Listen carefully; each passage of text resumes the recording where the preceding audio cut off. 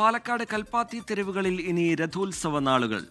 ഉത്സവനാഥനായ കൽപ്പാത്തി വിശാലാക്ഷി സമേത വിശ്വനാഥസ്വാമിയുടെയും പരിവാര ദേവതകളായ ഗണപതി സുബ്രഹ്മണ്യസ്വാമി എന്നിവരുടെയും രഥങ്ങൾ പ്രയാണം തുടങ്ങിയിരിക്കുന്നു. വിവരങ്ങളുമായി ഐഷത്തുൽ ഷംന കൽപ്പാത്തിയിൽ നിന്ന് തത്സമയം നമുക്കൊപ്പം ചേരുകയാണ്. ഷംന, മനോഹരമായ കാഴ്ചകളാണ്. വിവരങ്ങൾ എന്താണ് ഷംന?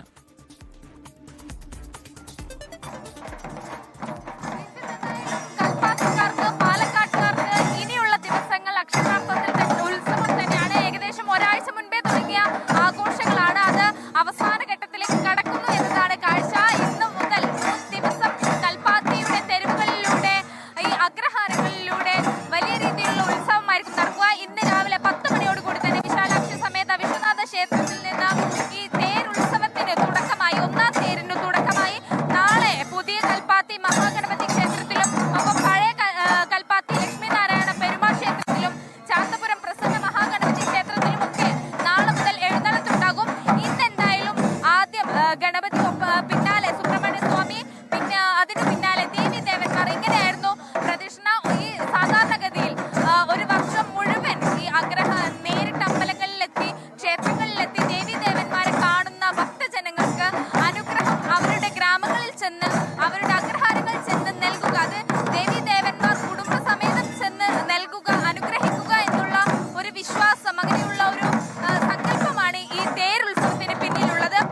അതോടുകൂടിയാണ് ഈ ദേവി ദേവന്മാർ ശിവപാർവതി ഒരു സങ്കല്പം, ഒപ്പം തന്നെ ഈ മഹാഗണപതിയും സുബ്രഹ്മണ്യ സ്വാമിയും ഒക്കെ ഇന്ന് എഴുന്നള്ളത്തിന് വരുന്നത്. രാവിലെയോടുകൂടി ഈ ശ്രീ വിശാലാക്ഷി സമേത വിശ്വനാഥ ക്ഷേത്രത്തിൽ നിന്നും തുടങ്ങിയ തേരുത്സവം പിന്നീട് ഈ അഗ്രഹാരങ്ങൾ ചുറ്റും.